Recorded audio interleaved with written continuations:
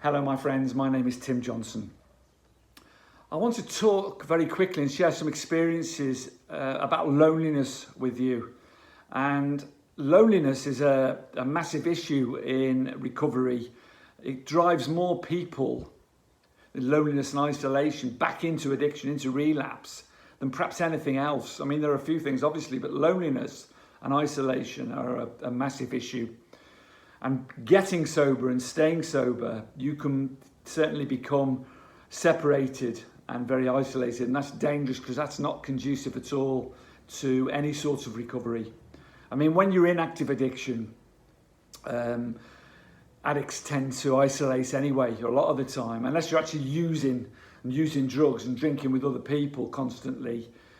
I know for myself, I was I suppose a lonely addict. I used to shut myself in and isolate for days and weeks on end with drink and drugs. You know, and that's awfully dangerous and a horrible, dark and, as I say, lonely place to be. When you first get sober, it can be really difficult because a lot of your friends and your circle of people who you mingle with are probably continuing as perhaps they have no issues around alcohol or drugs. And they continue to invite you to events and you feel like you're the odd one out because you're not drinking or you're not using or whatever.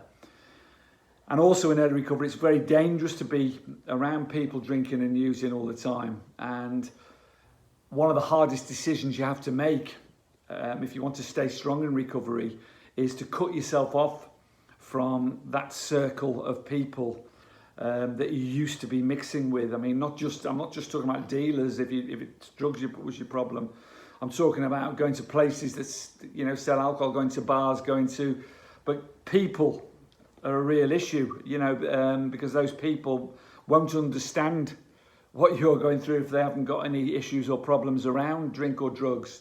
So, you have to cut the ties sometimes.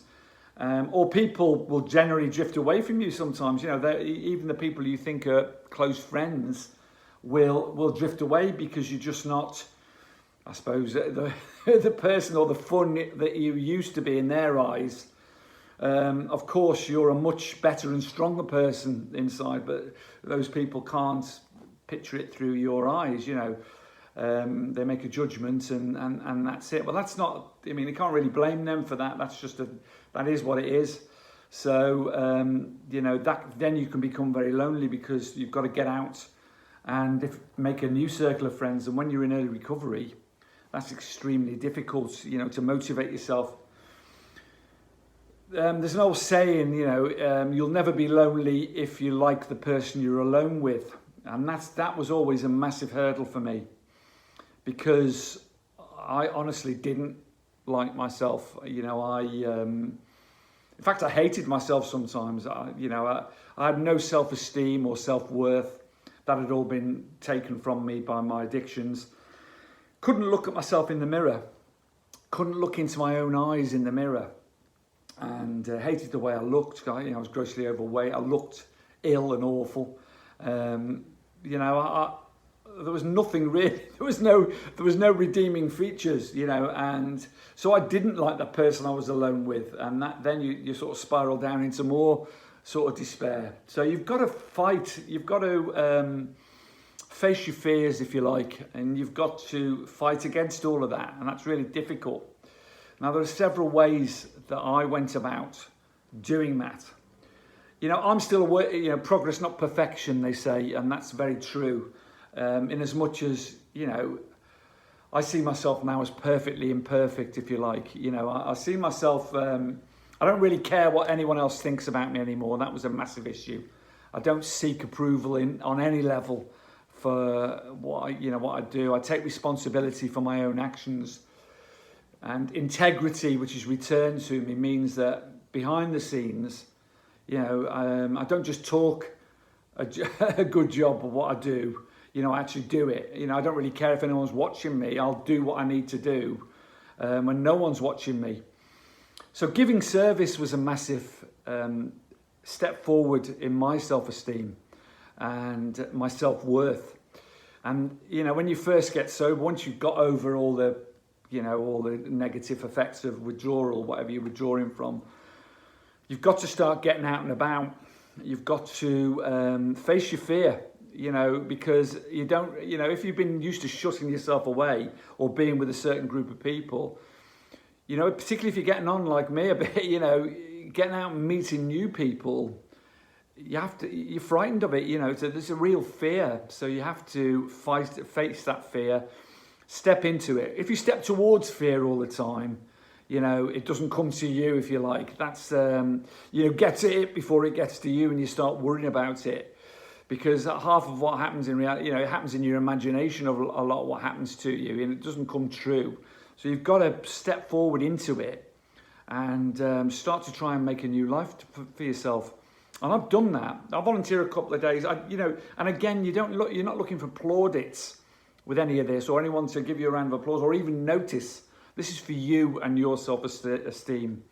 So I'll volunteer a couple of times a week with homeless people. I volunteer within AA because I'm in AA. No secret, I don't promote it on here. It saved my life and countless, many millions of others along the way. But each to their own with recovery. It doesn't really matter how you get sober. It's about staying sober and finding peace of mind and serenity. And I've found that currently in the way that I approach my recovery, if you like. So there was two issues there. So I give service outside, you know, with two charities, but I also give service within AA. Reaching a certain amount of sobriety, I'm allowed to give service. I take meetings now and give service wherever I can. I make these videos to try and hopefully share my experiences and help other people. And just doing that will make you, or whatever you do, however small, whatever you do, even helping someone during the day or just being kind to someone will help your self-worth and self-esteem in that moment. So, excuse me, I'm coughing. So that's really helped me, you know, and I'm thinking to myself, well, he's not such a bad bloke when I look in the mirror now. You know, I've still got a bit of a way to go with all that, but, you know, I'm working towards it and feeling better. As for the loneliness, you know, I quite enjoy being on my own now. I live on my own here in a lovely place. I never used to appreciate where I lived or anything about it when I was in addiction. I just hated everything about my life, you know, couldn't see any good in it at all. I see so much good in it and now gratitude, which is massively important. But my circle of friends now are sober friends. And that's what I've had to do to protect my sobriety. You know, within AA, I have many, many friends and a fellowship now, which is like a safety net for me. And I've made friends, you know, through that, around that, my group. The thing is, you have to surround yourself with sobriety if you're going to have a strong recovery and get stronger along the way. So loneliness now for me is the only time I ever feel empty or a little bit empty or alone is I said in the last video, my family visit, because I can't get back to England at the moment for various reasons, and they go home, I get sort of an empty feeling then. But I think that's the same when, you know, with anyone who loves their family, who loves being around them, you know, when they go back to wherever they live or whatever, there is an emptiness there for a short while. But that soon disappears when I realise how lucky I am that they're all healthy and I'm healthy and that they come and visit me. You know, so that's not an issue anymore. You can do loads around loneliness, but it's not easy. No one said it's going to be easy. And taking responsibility for your recovery is what you have to do. You know, there's no half measures with recovery. You know, it just doesn't. None of these things, like the promises, come to you as a gift. They're not handed to you on a plate or put in front of you. You have to fight for them. You have to step through fear.